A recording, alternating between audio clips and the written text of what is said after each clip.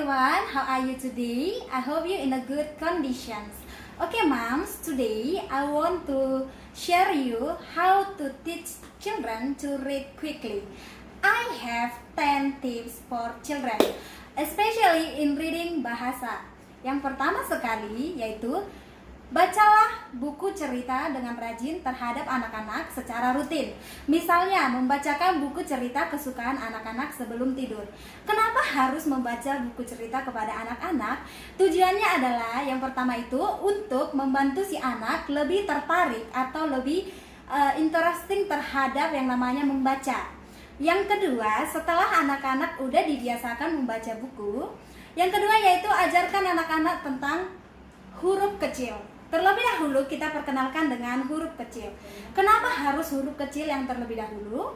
Karena moms, dengan huruf kecil seperti yang ada di tatanan bahasa ataupun di dalam buku lebih banyak digunakan dibandingkan dengan huruf besar.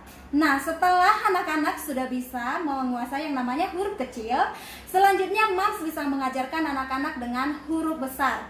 Huruf besar yang biasanya digunakan di bagian awal kalimat atau juga dengan penulisan nama tempat atau nama orang. Nah, selanjutnya setelah anak-anak bisa menguasai penggunaan huruf kecil dan huruf besar, selanjutnya mami mengajarkan anak-anak dengan namanya suku kata. Nah, suku kata yang dimaksud adalah seperti babi, bu, bebo. One more, babi, bu, bebo. Nah, kenapa kita harus mengajar anak-anak dengan kata babi, bu, bebo? Karena itu akan lebih memudahkan anak-anak untuk membaca. Saran saya kepada moms, jangan mengajarkan anak-anak dengan seperti ini. Ba, B-A, ba. Bu, B-U, bu. Bi, B-I-bi. Jangan sekali-sekali kita mengajarkan anak-anak tentang B-A, ba, B-I-bi. Karena dengan mengajarkan anak-anak seperti itu akan membuat bahwasannya dalam membaca itu anak-anak akan menjadi lama atau lambat. Nah moms, untuk tips yang selanjutnya dengan mengajarkan anak dengan vokal yang sama.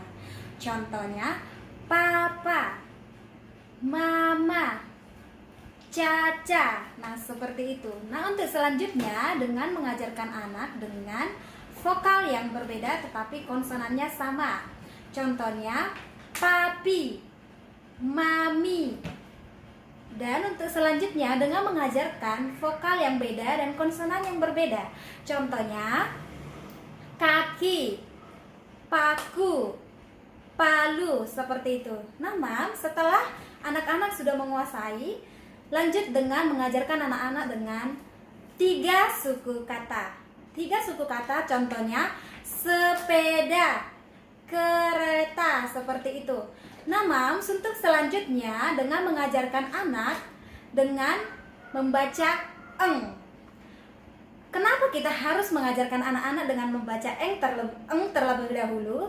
Karena itu lebih memudahkan anak-anak untuk menyambungkan ke dalam kata. Misalnya eng, ang, ing, ung, eng, ong, nga, ngi, ngu, ngengo, eng. Contohnya adalah pisang, pisang, pisang, seperti itu. Parang, parang, parang. Oke. Nah moms, untuk yang selanjutnya yaitu dengan mengajarkan anak dengan bunyi nye. Contohnya nyanyi nyu nyanyo. One more, nyanyi nyu nyanyo.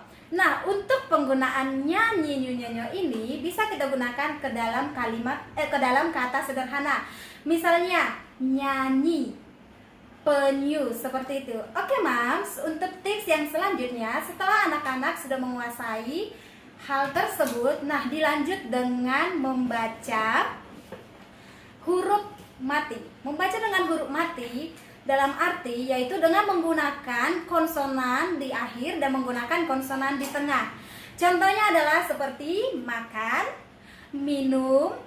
Nah, seperti itu adalah contoh daripada menggunakan konsonan mati.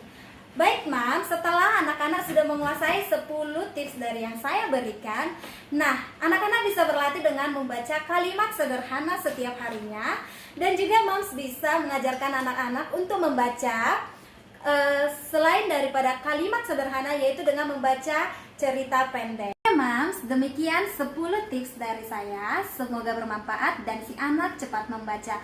Selamat mencoba. Bye-bye.